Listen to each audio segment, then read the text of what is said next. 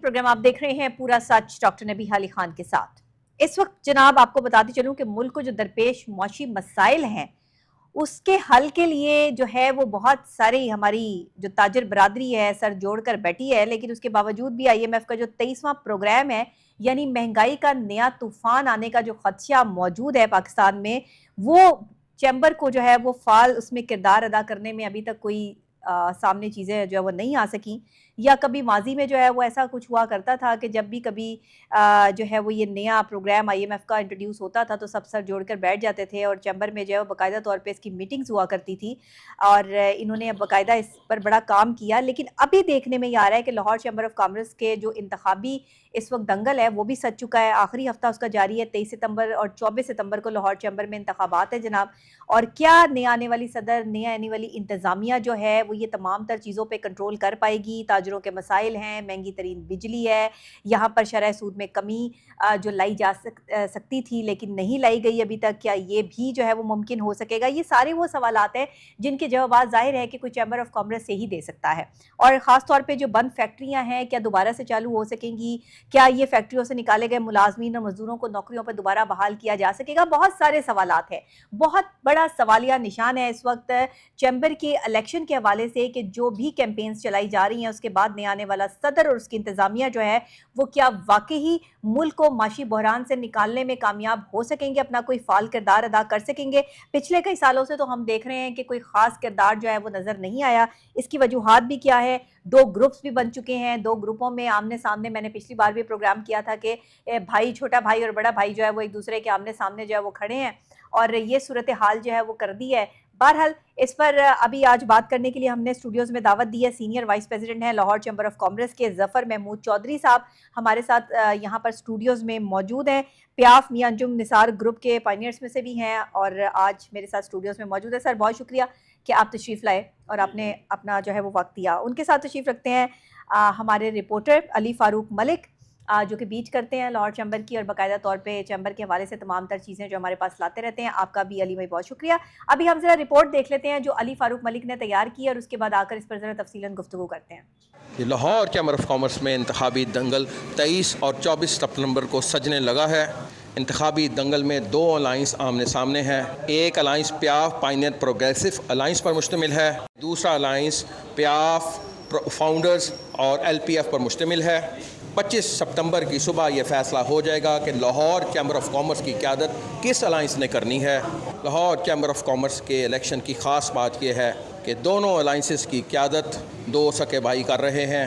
एक अलाइंस की क़यादत मियां अंजुम निसार कर रहे हैं जो प्याफ पायनियर प्रोग्रेसिव अलाइंस पर मुश्तमिल है, जबकि दूसरे अलाइंस की क़यादत मियां सुहेल निसार कर रहे हैं जो प्याफ फाउंडर LPF अलाइंस पर मुश्तमिल है। इस जज्बे से वो स्टेट पॉलिटिक्स में कूदे हैं। ये सारे सबका प्लान बुनियादी तौर पे ये है, पता नहीं मुझसे इतने ख्वाहिश क्यों हैं कि जी अंजुम निसार को हटाना है, अंजुम निसार को हटाना है।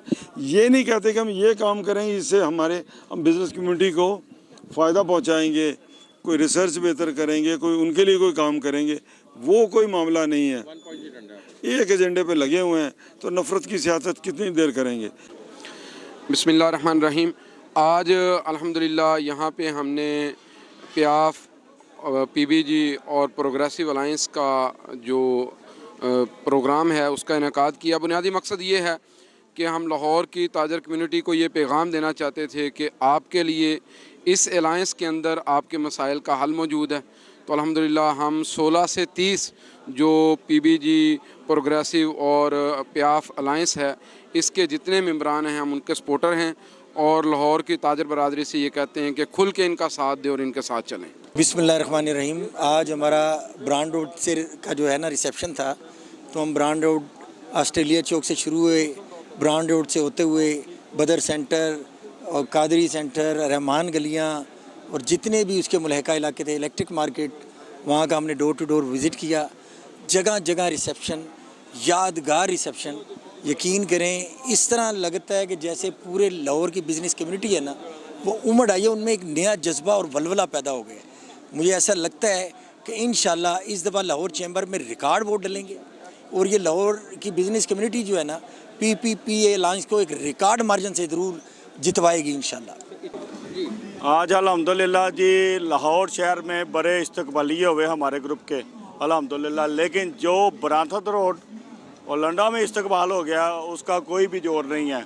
और अल्हम्दुलिल्लाह जो पोजीशन हम देख रहे हैं अपने अलाइंस की, इंशाल्लाह ताला अल्लाह ताला हमें सुरखरू करेगा, अंजम निसार और आइसा हमको कामयाब करेगा इंशाल्लाह ताला। इफ्तिखार अहमद, फॉर्मर चेयरमैन पापाम। मेरा कॉर्पोरेट क्लास में मेरा नंबर है 28 और मैं आपसे अपील करता हूं कि आप 28 नंबर ही नहीं बल्कि पूरे पैनल पे मैं अपने वोटर से मेरा इल्तमास है, पूरे पैनल को आप वोट देकर अंजम निसार की क़यादत में और खालिद उस्मान साहब की, हस्साम अली साहब की क़यादत में जो हमारा इत्तेहाद है उसे कामयाब करें। तो आज पाकिस्तान मरकज़ी मुस्लिम लीग ने भी ये स्पेशल एक ग्रैंड रिसेप्शन रखी थी और ये साबित किया है कि कॉर्पोरेट और एसोसिएट दोनों क्लासों से उनका एक बंदा PPPA के साथ है और वो 23 को कॉर्पोरेट सेक्टर में और 24 को एसोसिएट क्लास के दोस्तों को 16 से 30 तक ठप्पा लगाएंगे इंशाल्लाह। जी नाजरीन, जैसे कि रिपोर्ट पे जाने से पहले मैंने आपको बताया कि क्या हमारे लिए ये जो मौशी साल है पाकिस्तान के लिए, जिसमें एक नया जो है वो 23वां प्रोग्राम IMF का आने वाला है, एक बहुत बड़ा तूफान आने वाला है। महंगाई ऑलरेडी मुल्क में इतनी बढ़ चुकी है, मज़ीद महंगाई और टैक्सेस जो है वो आ रहे हैं। क्या ये महंगी तरीन बिजली और ताजरों के मसाइल हल करने में लाहौर चैम्बर ऑफ कॉमर्स कामयाब हो सकेगा, नहीं हो सकेगा, क्या मामलात हैं, कौन से ग्रुप आ रहा है? और ये प्याफ जो 2 ग्रुप्स बन गए हैं, एक मियाँ अंजुम निसार ग्रुप है, एक दूसरा ग्रुप है, तो इसके पीछे क्या कहानी है, ये सारी चीज़ें जानते हैं हम। Senior vice president Lahore Chamber of commerce हमारे साथ स्टूडियोज़ में मौजूद हैं। जी सर, ज़फ़र महमूद चौधरी साहब, क्या कहेंगे आप इस हवाले से? जी बिस्मिल्लाहिर्रहमानिर्रहीम, नहमदुहु व नसल्ली अला रसूलिल करीम। बहुत शुक्रिया डॉक्टर साहब, आपने मुझे मौका दिया। देखिए, सबसे पहले तो मैं इस बात पे थोड़ी सी गुफ्तगू करना चाहता हूँ जो IMF का प्रोग्राम और आप महंगाई का जिक्र कर रहे हैं जी। देखिए, जो IMF का 23वां प्रोग्राम है, ये प्रोग्राम हमने इस बजट के आने से पहले गवर्नमेंट ने इसको रिक्वेस्ट की हुई थी, तो उनकी टीम आके यहाँ पे ऑडिट वगैरह भी करती रही और अपनी जो निगोशिएट करती रही सारी गवर्नमेंट के साथ। ठीक। तो उसमें देखिए, जब भी आप किसी से लोन लेते हैं तो एक फिजिबिलिटी बनती है कि how to repay the loans. ठीक है। तो उन्होंने वो लोन रीपे करने के लिए जो फिजिबिलिटी यहाँ पे रिकमेंड की थी वो इम्प्लीमेंट हो गई बजट के अंदर। अच्छा। जो बजट में आपने महंगाई देखी है कि 10,400 अरब का टैक्स लग गया, 3,000 अरब का जो है ना वो नॉन टैक्सेबल रिसीट्स आ गई, 19,800 अरब का, ये 18,900 अरब का बजट आ गया, जिसमें हमने रीपेमेंट्स भी करनी थी कि 52% की, और बाकी जो है ना वो हमने टैक्सेस लगाए हैं। तो उस हवाले से IMF की जो शराइत थी वो इम्प्लीमेंट हो चुकी हैं। ठीक है। तो मैं नहीं समझता हूँ कि मज़ीद महंगाई आने का कोई बाजार खदशा है। अच्छा। बल्कि IMF का अभी 25 तारीख को इजलास है जिसमें वो इंशाल्लाह अप्रूव होने जा रहा है ये 23वां प्रोग्राम जो है, और वो वहाँ से अप्रूवल के बाद एग्रीमेंट और वो सारा कुछ हो जाएगा। तो उसके बावजूद 10 रुपये गवर्नमेंट ने पेट्रोल कम किया अभी, और पॉलिसी रेट भी 2 रुपये कम किया है, 17.5% पे पॉलिसी रेट आ गया है। ठीक है। तो मैं नहीं समझता हूँ कि जी ये 23वां प्रोग्राम आने के बाद पॉलिसी रेट बढ़ेगा या उसके कोई असरात हमारे तेल के ऊपर या हमारे बिजली के ऊपर पड़ेंगे, चूँकि वो ऑलरेडी कवर कर चुके हैं कि उनको किस तरह गवर्नमेंट ने रीपेमेंट्स करनी है, और वो गवर्नमेंट ने अपने प्लान के अंदर इम्प्लीमेंट कर दिया है थ्रू बजट। अच्छा। और मैं समझता हूँ कि जब ये पैसे आएंगे गवर्नमेंट के पास तो 2-3 बेनिफिट होंगे। आपकी स्टॉक मार्केट बढ़ रही है, आपकी इंडस्ट्री भी चलेगी। जब आपके पास फंड्स दोबारा से चलना शुरू हो जाएंगी, जब आपके पास फंड्स आ जाएंगे तो उन फंड्स की रोशनी में पाकिस्तान अपनी रीपेमेंट्स जब करेगा तो पाकिस्तान की आवाम के ऊपर जो डॉलर का प्रेशर है रेट का वो भी कम होगा, और वो डॉलर का प्रेशर कम होने की वजह से जो पाकिस्तान की इंडस्ट्री है उसके बहाल होने के भी इंशाल्लाह इम्कानात हैं। और गवर्नमेंट इस पर बड़ी जामे पॉलिसी भी लेके आ रही है जिसमें हमारी रिकमेंडेशन और हमारी मशावरत भी शामिल है। गाहे बगाहे हम मशावरत करते रहते हैं गवर्नमेंट से, और गवर्नमेंट हमसे मशावरत करती रहती है, हमारी रिकमेंडेशन भी जाती रहती हैं। और मैं पुरुम्मीद हूँ कि हमारी मशावरत की रोशनी में गवर्नमेंट जो आगे स्टेप्स लेने जा रही है, जिसमें मैं समझता हूँ कि जी अभी एक प्रॉपर पॉलिसी स्ट्रक्चर बनने जा रहा है कि पाकिस्तान में इंडस्ट्रियलाइजेशन को किस तरह प्रमोट किया जा सकता है, इंपोर्ट सब्सिट्यूट पे क्या पॉलिसी होगी, एक्सपोर्ट की क्या पॉलिसी होगी, पाकिस्तान के अंदर जो एग्रीकल्चर की जो नई पॉलिसी क्या होगी। तो ये जो 7-8 पॉलिसीज़ हैं पाकिस्तान के अंदर, वैल्यू एडिशन की पॉलिसी लॉन्च हो रही है। तो ये जो पॉलिसीज़ बन रही हैं और फिर जो SCFC के थ्रू जो फंडिंग के ऊपर काम हो रहा है कि पाकिस्तान में किस तरह एग्रीकल्चर के अंदर और सबसे बढ़ के सियाहत के अंदर जो इन्वेस्टमेंट बाहर से आ रही है, इसमें कोई शक नहीं कि पाकिस्तान की इस वक्त बिजली बहुत महंगी है और पाकिस्तान की गवर्नमेंट को ये सोचना पड़ेगा, बल्कि इसके सिवा कोई हल नहीं है कि वो कटारे में लेके आए उन लोगों को जिन्होंने एग्रीमेंट किए हुए हैं और जो 100 के करीब IPPs थे उनको रिकन्सिडर करें और रिवाइज करें, उनको बंद कर दें। और मैं तो ये रिकमेंड करता हूँ हमेशा कि जो नेसेसिटीज़ हैं वो प्राइवेट सेक्टर में नहीं होनी चाहिए। 80% आवाम जो है सतह गुर्बत से नीचे ज़िंदगी गुजार रही है, उसके लिए सबसे बड़ी बात यह है कि जी आपको नेसेसिटीज़ गवर्नमेंट प्रोवाइड करे और उसमें महंगाई का आंसर ना हो। जब प्राइवेट सेक्टर उसमें शामिल हो जाता है तो महंगाई का आंसर उसमें बढ़ जाता है और वो प्रॉफिट मार्जिन भी ऐड हो जाती है और किकबैक्स और वो सारी चीज़ें में शामिल होती हैं। तो बिजली का जो मामला है ये गवर्नमेंट को चाहिए विंड पे या हाइडल पे लेके जाए और ये IPPs और तेल के ऊपर ख़त्म कर दे इमीडिएटली, और इनको करार वाकई सजा दी जानी चाहिए जिन्होंने एग्रीमेंट किए हैं और उनको रिकवरी करनी चाहिए जो पैसे ज़्यादा गए हुए हैं। तो उससे हालात नॉर्मल हो जाएंगे। फिलहाल जो इन्वेस्टमेंट है मैं समझता हूँ एग्रीकल्चर में और होटलिंग और बाकी चीज़ों में इस वक्त इन्वेस्टमेंट प्लान हुई है जो पाकिस्तान में आ रही है। इंडस्ट्रियलाइजेशन की इन्वेस्टमेंट भी प्लान है पाकिस्तान में अनकरीब। इसके बावजूद कि इतनी महंगी बिजली है तो हम दुनिया को कम्पीट कर रहे हैं। हमारी एक्सपोर्ट भी इस साल $30 बिलियन हुई है और मैं समझता हूँ कि जी अगर थोड़ा सा इसमें रिलीफ मिल गया आवाम को तो इंडस्ट्री भी बहाल हो जाएगी। तेल भी नीचे आ रहा है, पॉलिसी रेट भी नीचे आ रहा है, तो इंडस्ट्री के बहाल होने के कभी इम्कान हैं और इससे जो पाकिस्तान की इकॉनमी पे स्ट्रेस है, डॉलर पे स्ट्रेस है, वो रिलीज़ होगा और बेहतरी की तरफ जाने के इम्कानात रोशन हैं। अच्छा, मुझे ये बताइएगा कि इस वक्त ये सारी चीज़ें चल रही हैं, आपसे तो बात कर लिया। अली फारूक मलिक हमारे साथ जो है मौजूद हैं। अली, मुझे बताइएगा कि इस वक्त माशी सूरत हाल को देखते हुए जो ये नया ग्रुप आ रहा है और ये इलेक्शंस जो हैं वो होने जा रहे हैं, तो आपको क्या लगता है कि इस इलेक्शन का फ़ायदा होगा? जबकि हमने पिछला प्रोग्राम किया तो हमने बताया कि प्याफ के 2 ग्रुप हैं, ये 2 ग्रुपों में तकसीम हो गई बात। एक बड़े भाई है जो एक अरसे से जो है वो मेहनत कर रहे हैं, एक अरसे से वो एक लीडर है और वो बाकायदा तौर पे काम कर रहे हैं। मियां अंजुम निसार साहब का जो ग्रुप है, पहला ग्रुप यही था प्याफ का, उसके बाद एक दूसरा ग्रुप आ गया। ये माशी सूरत हाल को ख़राब करने में कहीं कोई स्ट्रैटेजी, कोई पॉलिसी, कोई गेम तो नहीं हो रही मामलात में? ये मैं सर से भी सवाल करूँगी, लेकिन आप ज़रा अंदर की खबर हमें ज़राए के ज़रिए जो है वो दे सकते हैं। जी डॉक्टर साहब, बहुत मेहरबानी, बहुत शुक्रिया आपका। डॉक्टर साहब, जैसे कि बताया गया कि 2 अलाइंसेस सामने हैं, प्याफ पायनियर प्रोग्रेसिव है, दूसरी तरफ जो अलाइंस बनाया गया उसका नाम भी प्याफ से शुरू होता है और फाउंडर है और LPF है। अब असल प्याफ यही है जो मियां अंजुम निसार साहब जिसकी क़यादत कर रहे हैं, और यही वो प्याफ है। यहीं से वो कुछ लोग निकाले गए हैं जो दूसरी प्याफ में गए हैं। जो बाकी ये मैं आपको बता दूं कि माशी जो इस टाइम दूसरे ग्रुप में अब छोटे भाई को आगे करके ये लागतबाजी की सियासत शुरू की है कि बड़े भाई के सामने खड़ा कर दें, अंजुम निसार को आइसोलेट कर दें, तनहा कर दें। लेकिन मैं खुद डोर टू डोर कैंपेन का हिस्सा रहा हूँ, तो लोग, ताजर बरादरी, कारोबारी बरादरी प्यार करती है अंजुम निसार साहब से। और जफर साहब, आप जरा इस वाले में तफसीलात बताएं क्योंकि आप उनका रावल दस्ता है मियां अंजुम निसार। सर, ये क्या बात है? प्याफ अलायंस एक है, दूसरा भी प्याफ है, आपका नाम क्यों इस्तेमाल किया जा रहा है दूसरे ग्रुप की तरफ से? इस सवाल के 3 हिस्से हैं, मैं उनको 3 हिस्सों में जवाब दूंगा। पहला हिस्सा आपने कहा कि जी क्या नए आने वाले लोग जो हैं वो इस पे बेहतर माशी सूरत हाल को बेहतर बनाने में कामयाबी सकते हैं। तो देखिए अंजुम निसार साहब और उनकी टीम की जो लेगेसी है वो 20 साल से चैम्बर की खिदमत की लेगेसी है। ठीक है। आज भी आप चैम्बर में जाके देखें तो जो विजन मैंने पेश किया है, जो मैं रिकमेंडेशन देता हूं, जो मेरी एक टीम की तरफ से मुझे आती हैं, प्याफ का एक पूरा जो R&D डिपार्टमेंट है, प्याफ की पूरी लीडरशिप का जो विजन है उसके हवाले से जो मैं डिस्कस करता हूं, वो मार्केट में किसी के पास वो विजन, वो डिस्कशन नहीं है। आप चैम्बर में जाके बात कर सकते हैं। ये अली वहाँ पे 2 साल से प्रोग्राम कैप्चर कर रहे हैं। जो मैं बात करता हूँ वो अल्हम्दुलिल्लाह उसको पजीराई मिलती है। मैं हर किसी की आंख में आंख डाल के बात करता हूँ और बिजनेस कम्युनिटी की आवाज़ उठाता हूँ और अपने मसाइल को पेश करता हूँ, जिसमें कोई 2 राय नहीं है। पूरी बिजनेस कम्युनिटी इस बात से वाकिफ़ है कि अल्हम्दुलिल्लाह हमने इस पे बड़ा काम किया। गवर्नर KP के डॉक्टर साहब आए हुए थे, वो नाराज हो गए थे थोड़े से।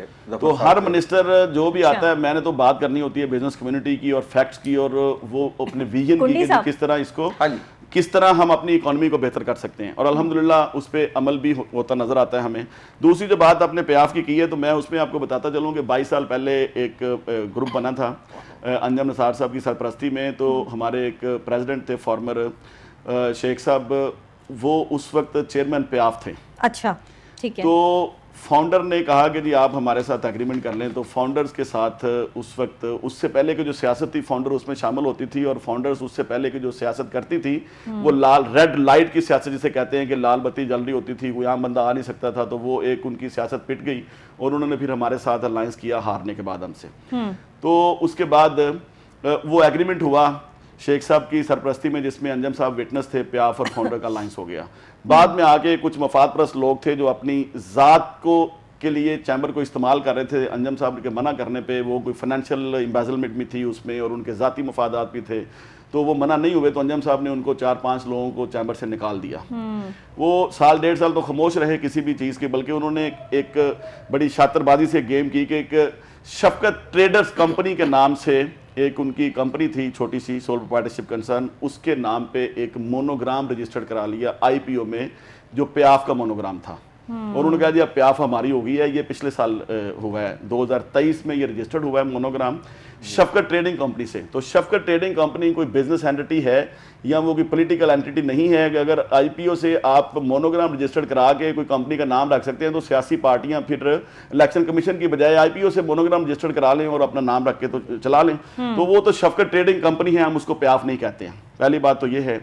उसके बाद उन्होंने ब्लैकमेलिंग और प्रेशर डाल के कुछ लोटे शामिल किए अपने साथ, और उन्होंने इन तमाम लोगों के साथ मिलकर एक साजिश तैयार की कि जी हम किस तरह अंजम निसार की इस खिदमत की लेगेसी को तोड़ के हम बिजनेस कम्युनिटी को या कारोबारी लोगों को किस तरह हम बेच सकते हैं और हम अपने मफादात उठा सकते हैं। तो वो 10-15 मुख्तलिफ किस्म के लोग इकट्ठे हो गए जिनके पास ना विजन है, ना चैम्बर में उनकी कोई खिदमत है माजी में, ना उन्होंने कोई काम ऐसा किया है, ना इकोनॉमी के ऊपर उनका जो सर पाकिस्तान में ऐसा क्यों होता है कि ये जब भी कोई एक अच्छा काम करने वाली तंजीम जो है वो अपग्रेड होती है तो उसी से टूट के मुनाफिकीन जो है वो जाके एक दूसरा ग्रुप बना लेते हैं और फिर साजिशी टोला जो है वो एक जगह इकट्ठे होके जो पहला ग्रुप होता है उसको नुकसान पहुंचाने की जो है वो साजिशें करना शुरू कर देते हैं, उनका नाम इस्तेमाल करते हैं, उनको गंदा करने की कोशिश करते हैं और अपने आप को अपग्रेड करने की कोशिश करते हैं।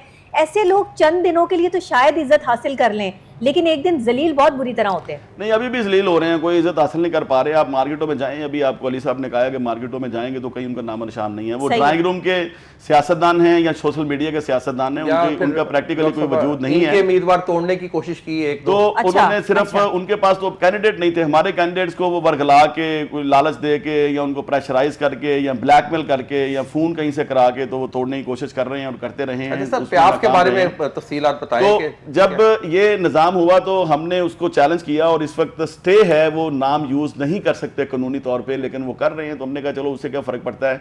बेसिकली तो ये एक शख्सियत अंजम निसार का नाम है, जब लोगों के सामने आता है तो वो कहते हैं कि इससे अच्छा लीडर कोई नहीं है।